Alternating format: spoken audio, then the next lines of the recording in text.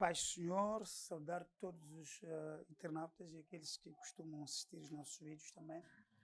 Que bem-vindo mais um vídeo para partilharmos a palavra do Senhor. Hoje falaremos de um tema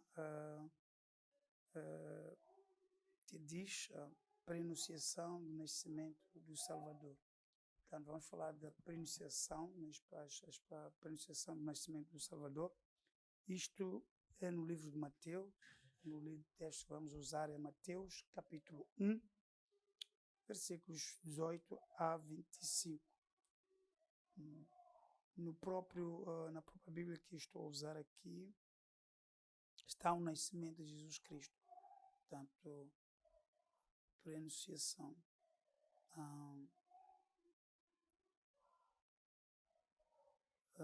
No livro de Isaías também, 7:14,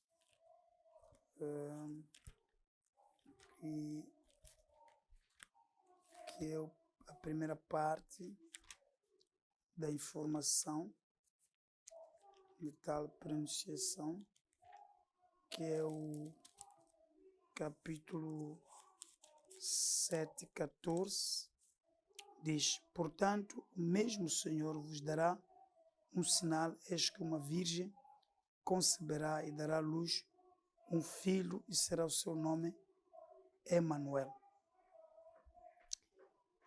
Tem 15, diz: manteiga e mel comerá até que ele saiba rejeitar o mal, escolher o bem. 16 diz: na verdade, antes que este menino saiba rejeitar o mal e escolher o bem, a terra de que te enfadas será desamparada, os seus 2 reis.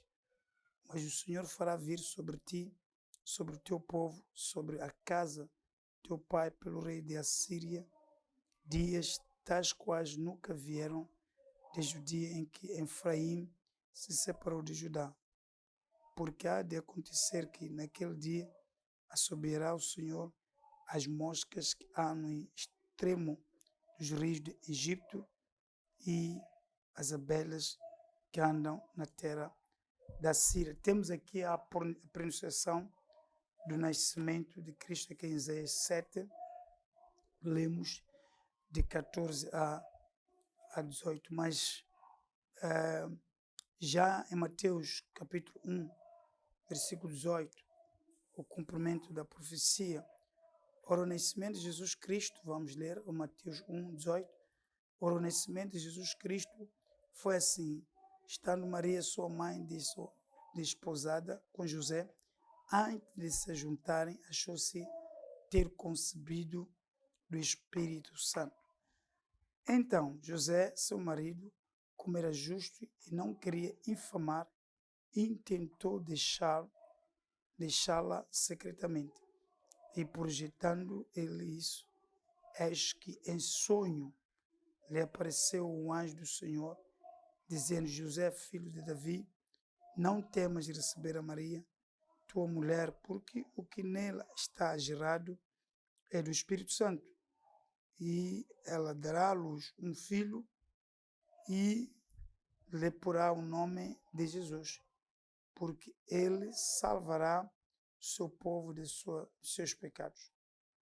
Tudo isto aconteceu para que se cumprisse o que foi dito da parte do Senhor pelo profeta, que diz, portanto, é Isaías 7:14. Eis que a virgem conceberá, dará à luz um filho, e ele será chamado pelo nome de Emanuel. Emanuel. Portanto,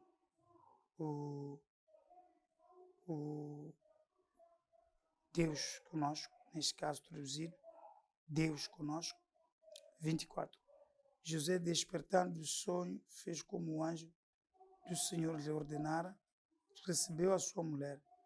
Não a conheceu até que deu à luz seu filho primogênito e pôs-lhe o nome de Jesus. Amém.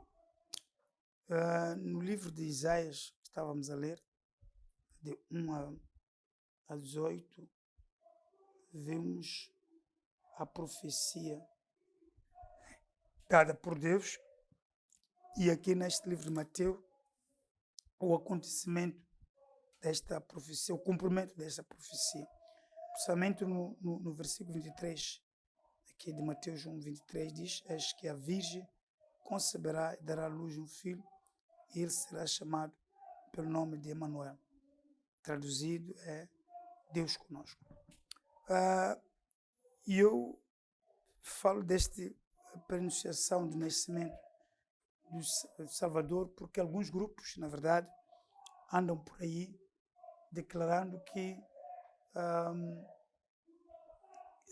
aquele que nasceu ali não é Jesus. Portanto, alguns grupos falam isto, aquele não é o Salvador.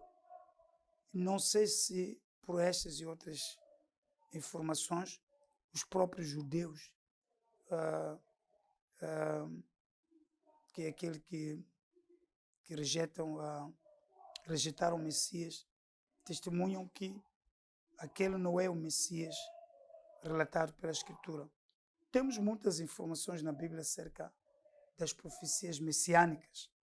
Esta, em Isaías 7, 14 a 18, é uma delas, e que depois é especificada aqui no livro de Mateus, no capítulo 1, versículo 23, vem exatamente como está em Isaías 7, 14. Vem exatamente como está, dando a entender esta palavra que o Jesus de Mateus 7, que é pronunciado aqui em Isaías 7, desculpa, disse Mateus, Isaías 7, 14, este Jesus de 7, 14 aqui, em Isaías, podemos ler juntos de novo, o versículo 14 diz: portanto, o mesmo Senhor vos dará um sinal, eis que uma virgem conceberá, dará à luz um filho, e será o seu nome Emanuel. Este versículo 14 fala isto. E aqui, no cumprimento desta profecia, no Mateus 1, versículo 23, repete a palavra de Isaías: eis que a virgem conceberá, dará à luz um filho, e ele se chamará pelo nome de Emanuel. E depois aqui colocam a tradução também, Deus conosco. Então, esta pronunciação aqui do nascimento do Salvador, em Isaías 7, 14, cumpre-se aqui em Mateus 1, versículo 23. Portanto, com os mesmos dizeres. Quer dizer, não só esta confirmação, mas temos várias outras confirmações que explica que este Jesus que nasceu, que foi profetizado pelo profeta Isaías, é este que nasceria aqui, não é? Com a Maria. E aqui, no ato do seu nascimento, o escritor de Mateus vem colocar de novo esta profecia aqui em Mateus 1, versículo 23, a profecia de Isaías, para nos explicar que este que nasceu é aquele que foi profetizado lá no livro de Isaías. Então, nasceu o Salvador, aquele que, no versículo 21, para o povo judeu, ela dará à luz um filho, lhe porá o nome de Jesus, porque ele salvará o seu povo dos seus pecados. O nome Jesus, na verdade, significa Salvador. Ele salvará. Então, o Salvador seria um homem que tem nome e tem uma linhagem terrena. Tem uma linhagem, por exemplo, é da casa de Davi, como José e Maria pertenciam à casa de Davi. O Salvador não seria um animal, apesar que no sistema antigo dos sacrifícios hebreus, era um animal que era sacrificado. Mas, segundo a doutrina cristã ou bíblica, este animal era uma figura, também pronunciava o sacrifício que iria acontecer mais tarde na vida do próprio Jesus Cristo, o homem que é nascido para remir o pecado da humanidade. É também especificado que ele salvará o seu povo do pecado, portanto, o seu povo judeu.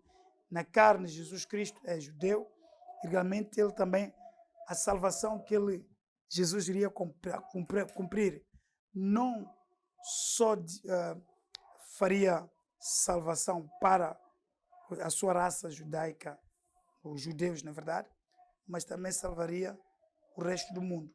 Então, estava nesta prenunciação, até se ler muito bem o livro de Isaías, encontramos que os gentios também, ele será também a luz dos gentios.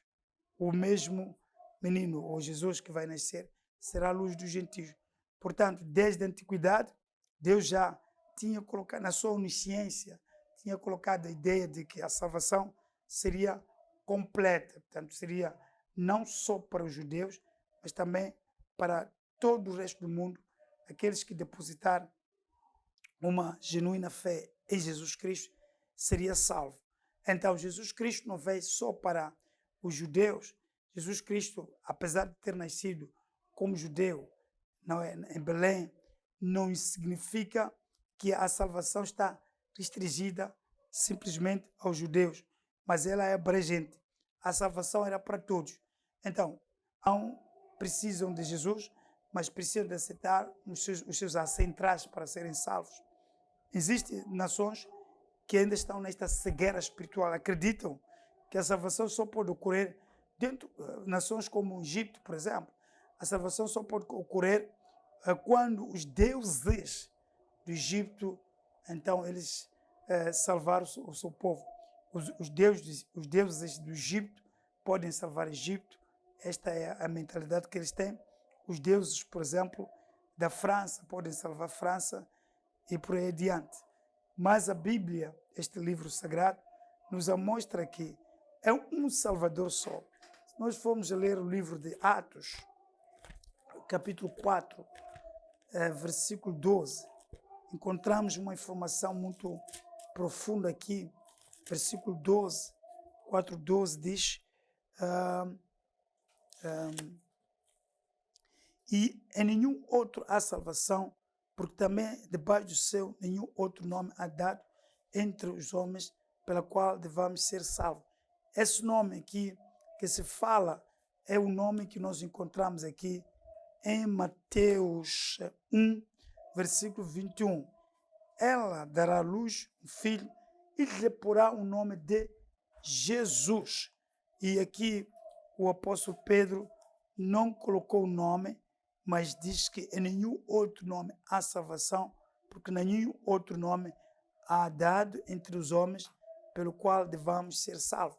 Esse nome que está implícito aqui no Atos, está explícito aqui no livro de Mateus, capítulo 1, versículo 21. Então, o nome é Jesus, porque ele salvará o seu povo dos seus pecados. Estou aqui esclarecendo que ele não salva só o seu povo. Portanto, apesar deste versículo estar a mostrar que salvará o seu povo, nós vimos nos versículos subsequentes, principalmente o livro de Atos e outras epístolas dos apóstolos, a informação de que já desde os primórdios, desde o início do mundo, a previsão de que o Salvador seria para todos os homens do mundo já estava lá. Portanto, não podemos acreditar só porque este versículo diz que salvará, o versículo 21, ele dará à luz o Filho e lhe porá o nome de Jesus, porque salvará o seu povo. E pensamos não que o povo de Jesus é judeu, naturalmente Jesus só salva os judeus. Jesus salva todos. Por essa razão, as nações ímpias acreditam nos seus deuses. É como alguém disse uma vez, se os judeus acreditam em Jesus Cristo para salvar a eles, então nós também temos que acreditar nos nossos deuses para salvar a nós. Portanto, um Deus para cada nação. Mas a verdade é que este Deus é dos judeus, este Messias dos judeus, o Cristo dos gregos, este é para o mundo todo, não é especificamente para o seu povo, mas também devia ser para as outras nações. Então, por isso que os apóstolos mais tarde, quando começam a revelar a obra deste Cristo, não é? Ressurreto, diz que eles disseram que em nenhum outro nome há salvação. E eles pregaram com o nome de Jesus, pregamos esse nome de Jesus. Nós somos inimigos de tantos outros pregadores por aí, por estarmos a falar constantemente e a repetir várias vezes o nome de Jesus, como é o único que salva. Afinal, por que os evangélicos eles olham para este nome como o único nome que salva? É que no livro sagrado, nas Escrituras, quando nós lemos, encontramos o nome de Jesus, encontramos este Salvador. Desde o livro de Gênesis, encontramos ali o Salvador, não é? Deus, depois do pecado, apesar de Adão ter colocado no seu corpo folhas de figueira para cobrir a nudez, isso é uma coisa perecível, seca com o sol, e realmente Deus teria colocado sobre aquilo, ou tirou aquilo que Adão tinha como a proteção do seu corpo, de sua nudez, e Deus colocou lá pele de camelo.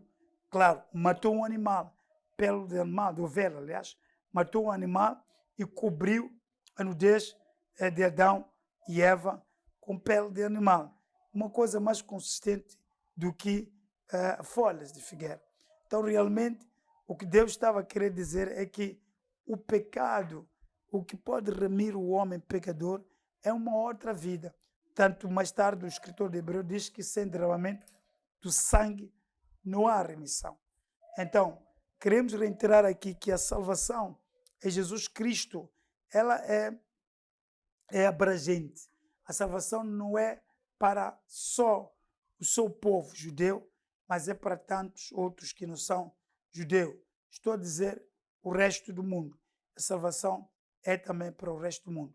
Paulo, no livro de Romanos, ele explica que eles foram endurecidos para o resto, ou até que o resto dos gentios sejam salvos, sejam alcançados. Portanto, eles foram endurecidos para acreditar no Messias. Paulo trata esse assunto com muita profundidade, mostrar que a rejeição deles foi então a salvação do resto do mundo. Então a salvação ela é abrangente, é para todas as pessoas que creem em Jesus. Então o Salvador não é de um só. O Salvador não é só dos judeus ou de alguma outra etnia. A salvação é para todos os que depositar. Aqui o livro de Mateus diz que Salvador, ele salvará o seu povo. Estamos a ler o 21. Dará luz com um filho e lhe porá o nome de Jesus, porque ele salvará o seu povo dos seus pecados. Parece que está a indicar um povo específico, que alguns até acham que é para salvar só os judeus. Mas quando nós lemos o livro de Atos 4, no versículo 12, aqui já os apóstolos dizem com muita mais, ampliam mais essa salvação. E em nenhum outro há salvação, porque também debaixo do céu nenhum outro nome há dado entre os homens, pelo qual devamos ser salvos. Entre os homens, referindo judeus e o resto do mundo. E eu quero que a graça de Deus, que excede todo entendimento, dá entendimento ao irmão, que nós também somos abrangidos, nós, os gentios, nós que não somos, pela nascença, judeus, somos abrangidos. Até agora existem algumas pessoas que pensam que a salvação só beneficia os judeus, na verdade. O cristianismo é especificamente para aqueles que são das graças judias, mas a salvação é para todos. Esta parte que eu estou a referir, que a salvação abrange até nós, os não-judeus, esta parte que estou a referir é para incentivar também as pessoas que dependem das suas tradições para viver, das suas tradições para a salva-cura, das suas tradições, não é? Tradições até algumas que Deus abomina, porque nem toda tradição é bem-vinda. Deus, por exemplo, havia a tradição dos amorreus, jebuseus, que o Senhor cancelou isso, porque era uma tradição que ofendem a vontade de Deus. Nem todas as tradições são bem-vindas. Mesmo aquelas que são bem-vindas, realmente Deus não precisa de usar essas tradições para a salvação. É por isso que nos deu um filho e deu um nome sobre esse filho, Jesus Cristo, aquele que salva e liberta. Portanto, em Isaías 7,14 temos a prenunciação, 7,14 a 18 temos a prenunciação, em Mateus 1 temos o cumprimento, Mateus 1, 18 a 25 temos o cumprimento. Ele se chamaria também mais tarde Emanuel. Este nome abrangente, podemos pensar naquele nome que Deus usou para revelar-se aos judeus, Yahweh, vai dizer que eu sou, me enviou. Ou melhor, aquele que se revela, me enviou. Usam este nome aqui mas, no livro de Mateus, Emanuel, é Deus conosco. Emanuel, Deus conosco, tem o mesmo impacto do nome Yahweh. O nome Yahweh, porque é aquele que está diante ou com Israel para salvar, aquele que está a proteger e cuida de Israel. Que Deus de Abraão, Isaac e Jacó abençoe todos que estão me escutando de qualquer parte do mundo. O importante aqui é saber que Jesus Cristo é o único nome que salva, é o único. Quando falamos de salvação sotéria, estamos a falar de salvamento, salvação sotéria, que é a libertação do pecado, a libertação da morte, não é? Eterna, a libertação também de outros problemas, incluindo de demônios. É em Cristo Jesus que se faz isso, em nenhum outro. Então, todas as libertações que nós encontramos usando nomes diferentes de Jesus, essa coisa não permanece para sempre. Nós vamos nos libertar agora, mas amanhã voltamos a ter os mesmos problemas, porque estes salvadores, esses salvamentos, não são equiparados à salvação. Salvação é uma coisa totalmente diferente. Salvamentos é uma coisa também diferente da salvação. Então, a Bíblia, o que fala aqui, não é de salvamento, quando inclui o nome de Jesus, é de salvação sotéria. E essa salvação é que cada ser humano que habita na planeta Terra precisa. Esta salvação. Por isso que pregamos a salvação. Pregamos Cristo Salvador, pregamos também Cristo Salvador e pregamos também a própria salvação como algo necessário para a nossa vida eterna. Que Deus de Abraão, Isaac e Jacó vos dê entendimento, amados irmãos, para compreender que realmente há necessidade. Há muitos que estão sentados aí a assistir a este vídeo, diz que eu não preciso ser salvo porque os meus defuntos, porque a minha tradição, os meus ancestrais cuidam de mim. Não, a salvação é mesmo para até esses que têm ancestrais que cuidam deles, precisam ser salvos disso, salvos dessa prisão, salvos dessa privacidade. Porque as pessoas se privam da salvação? Porque acreditam que alguma central vela por eles para ficar bem. Essa salvação não faz você entrar na glória. A salvação que é cuidada por um ente querido falecido não faz você entrar na glória. Mas a salvação genuína é aquela que foi cumprida na cruz do Calvário por Cristo Jesus. Essa salvação é desta salvação que Isaías 7 estava a falar, no versículo 14, é desse Salvador que até que o Mateus está a falar neste capítulo 1, onde lemos 18 a 25. Meu Deus vos dê graça e sejam soltos e salvos também por nome de Jesus, para a glória de Deus Pai, agora aqui e para todo sempre. Amém.